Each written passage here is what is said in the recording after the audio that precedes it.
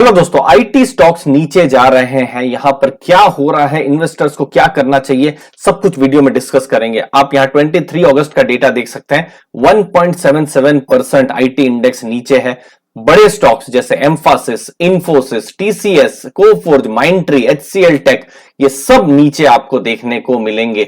तो हो क्या रहा है आईटी सेक्टर में? तो सबसे पहले यहां डाउनग्रेड का सिलसिला शुरू हुआ है, जिसके कारण से जो स्टॉक्स हैं वो प्रेशर में है। बहुत ही रिसेंट में जेपी मॉर्गन की रिपोर्ट आई है, जहां पर उन्होंने डाउनग्रेड किया है कुछ स्टॉक्स को। न्यूट्रल, इंफोसिस, टेक महिंद्रा, एम्फासिस, इन सबको उन्होंने डाउनग्रेड किया है। फिलहाल बियरिश सेंटिमेंट है और अंडरवेट की यहां पर जो है अलग अलग ब्रोकरेजेस के द्वारा रेटिंग आ रही है। तो प्रॉब्लम क्या है? तो देखिए, ये एज ए केस स्टडी यहां मैं आपको जो इंफोसिस का मैं रेवेन्यू आपको दिखा रहा हूं, कहां से आता है, उनके क्लाइंट्स कहां पर हैं।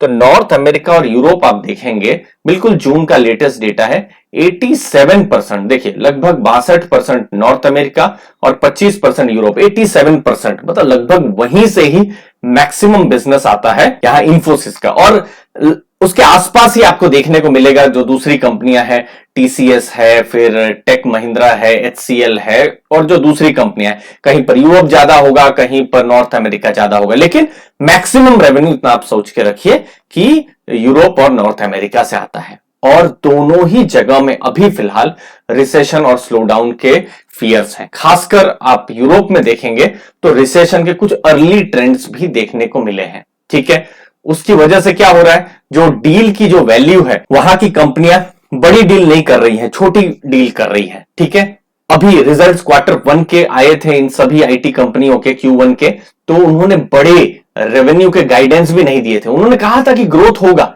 लेकिन बहुत ज्यादा ग्रोथ नहीं होगा। तो कहीं ना कहीं वहां के भी जो कस्टमर है यूरोप के या फिर यूएस के, उनको भी अभी थोड़ा थोड़ा कंजर्वेटिव है, आईटी में खर्चा नहीं करना चाहते हैं, कैश बचाना चाहते हैं, आईटी पर वो अभी खर्चा नहीं कर रहे हैं। तो जिसकी वजह से इंपैक्ट, क्योंकि भारत की कंपनियां बहुत अच्छा करती है, उन पर पड़ेगा। दूसरा जो चीज है जो समझना है हमको, वो है मार्जिन का pressure. Again as a case study मैं आपके सामने इंफोसिस का डेटा लाया हूं। ये देखिए, थोड़ा समझना पड़ेगा, मेरे साथ रहिएगा। देखिए, रेवेन्यू इंफोसिस का आप जून के महीने में देखिए, मतलब जून का क्वार्टर देखिए, अप्रैल से जून, 34,470 करोड़ का था। ठीक है, और इंफोसिस के खर्चे कहां कहां हुए हैं? पहला तो है इंप्लॉय का खर्चा है, फिर सेल्स एंड मार्केटिंग का खर्चा, एडमिनिस्ट्रेटिव का खर्चा। तो ये सब खर्चों को आप माइनस कर देंगे तो फाइनल जो प्रॉफिट आएगा, जिसे ऑपरेटिंग प्रॉफिट कहा जाता है, 6,914 करोड़ का आएगा। ठीक है, मतलब उसके बाद सिर्फ टैक्सेस हैं और उसके बाद नेट प्रॉफिट आएगा। तो यहां हुआ क्या है, जो मार्जिन्स हैं वो 20.1% हुए हैं। मतलब 100 रुपए का समझ लीजिए इंफोसिस का रेवेन्यू है, तो उसमें से वो 20 रुपए के आसपास वो कमा रही है।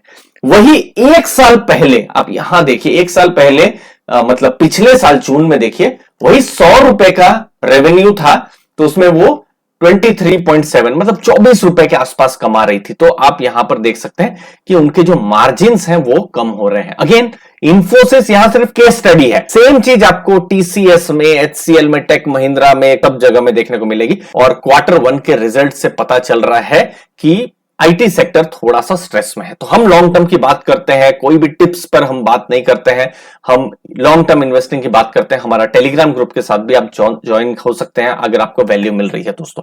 तो यही आपको मार्जिन जो डिप है आपको देखने को मिलेगा। जैसे टीसीएस है 25.5% से 23% हो गया। सिमिलरली विप्रो 18.4 से 14.3, एचसीएल 19.6 से 17%, टेक महिंद्रा भी आपको घटता हुआ नजर आएगा। तो ऐसा नहीं है सिर्फ एक ही कंपनी को है, पूरी की पूरी इंडस्ट्री में अलग अलग कंपनियों को सेम मार्जिन का प्रेशर देखने को मिल रहा है। लॉन्ग टर्म के जो एवरेजेस थे उससे कम होने की उम्मीद है, और जो मार्केट है हमेशा फ्यूचरिस्टिक देखती है। अब तीसरी चीज क्या है, एट्रिशन। अब ये जो मार्जिन जो कम हुए हैं, उसका बहुत बड़ा जो कारण है वो है इंप्लॉइज लोग और उनका एट्रिशन। क्योंकि बहुत आईटी सेक्टर का एक बूम रहा है 2020-21 में, खासकर कोविड के समय में। तो जो वेजेस हैं उनके बहुत ज्यादा बढ़े हैं, और चूंकि उन्होंने बहुत इंप्लॉइज ने रिजाइन किया है, जैसे आप यहां पर अगेन केस स्टडी इन्फोसिस की है। अब देखिए जून में लगभग 14% इंप्लॉय जॉब छोड़ रहे थे, अभी डबल 28% इंप्लॉय से ज्यादा जो है वो जॉब छोड़ रहे हैं। तो कहीं ना कहीं कंपनियां भी चाहेंगे कि अब जो एम्प्लॉइज हैं जॉब ना छोड़े, तो क्या कर रहे हैं वो लोग, सैलरी बहुत ज्यादा बढ़ा दे रहे हैं, फिर नए फ्रेशर्स ले रहे हैं। फ्रेशर तो पहले दिन से ही प्रोडक्टिव नहीं होंगे, फ्रेशर थोड़ा टाइम लेंगे, तो फ्रेशर पर उनको इन्वेस्टमेंट करना पड़ रहा है। तो इसके कारण से क्या हो रहा है, उनका जो कॉस्ट है बहुत ज्यादा बढ़ जा रहा है और अल्टीमेटली स्क्वीज हो जा रहे हैं मार्जिन। उसके अलावा अब फॉरेन ट्रैवल भी शुरू हो गया है। 2020-21 में आप जो ऑन साइट थे वहां जाना पॉसिबल नहीं था, अब जा रहे हैं वहां पर इंजीनियर्स, तो इसके कारण से ट्रैवल भी बैक हो गया है, कंपनियों के जो खर्चे हैं वो भी बढ़ गए हैं। बट अभी इसमें थोड़ा सा अगर सिल्वर लाइनिंग जो ये है, न्यूज रिपोर्ट्स आ रही है जहां पर कुछ कंपनियां जो उन्होंने जो भी वेरिएबल पे आउट जो है उसको उन्होंने डेफर किया है या फिर डिक्रीज किया हुआ है। तो कहीं ना कहीं कंपनियों को भी मार्जिन का भी प्रेशर हो रहा है, कंपनियों को भी देखिए इन्वेस्टर्स के सामने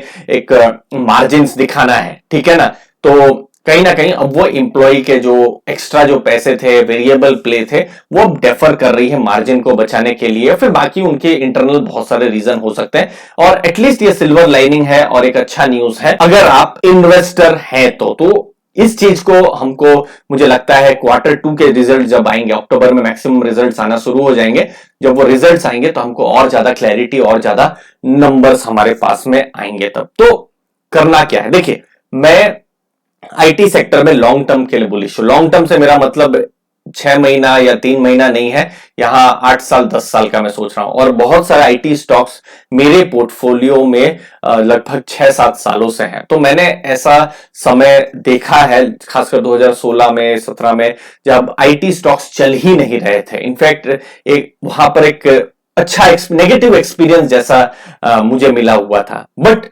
इंडिया की एक लॉन्ग टर्म अगर आप देखेंगे एक स्टोरी में, एक सक्सेसफुल स्टोरी बाहर आई है, तो वो है आईटी कंपनियों का जो एक्सपोर्ट्स हैं वो। और पूरी दुनिया में अभी इंडियन कंपनीज बहुत ही अच्छा कर रही है।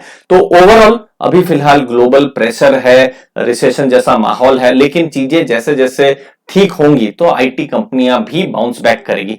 और जब हम लॉन्ग टर्म इन्वेस्टर होते हैं तो उतार चढ़ाव आते ही रहते हैं। तो 2020 में जैसे हमने बिल्कुल चढ़ाव देखा था, अभी फिलहाल थोड़ा सा उतार जो समय है वो अभी हमको देखने को मिल रहा है। फिर एक समय आएगा जब चीजें फिर से ठीक होना शुरू हो जाएंगी, क्लाइंट स्पेंड करना शुरू कर देंगे, तो फिर से थोड़ा अच्छे जो है आईटी सेक्टर के लिए एक अच्छा जो इन्वायरमेंट है वो आ जाएगा। तो फिलहाल मैं पर्सनली वेट एंड वॉच के ही मोड में हूं। यहां पर कोई भी बड़ी बाइंग से मैं अभी बच रहा हूं, जो है अभी फिलहाल वहीं पर ही मेरा फोकस है। और कुछ कंपनियां जैसे टीसीएस है, इन्फोसिस है, फिर एचसीएल है, इनफैक्ट टेक महिंद्रा भी, तो ये सब कंपनियां डिविडेंड भी देती रहती हैं। तो ऐसा मुझे नहीं लगता है कि डिविडेंड में कोई बहुत ही खराब या नेगेटिव इंपैक्ट आ जाएगा, क्योंकि ये लोग देखिए ग्रोथ कर रहे हैं, जितना एक्सपेक्टेड था उससे थोड़ा कम ग्रोथ कर रहे हैं। तो एक तरीके से Q2 में हमको और ज्यादा आइडिया आएगा। बट फिलहाल एक वेट एंड वॉच जैसी सिचुएशन है, थोड़ा कॉशन रखना जरूरी है, लेकिन पैनिक में तो मैं बिल्कुल अभी फिलहाल नहीं हूं। आप जरूर बताइएगा आपके क्या व्यूज हैं। थोड़ा सा टफ टाइम है आईटी स्टॉक्स के लिए। मुझे उम्मीद है आपको वैल्यू मिली होगी। आपके समय के लिए बहुत बहुत धन्यवाद। थैंक यू दोस्तों।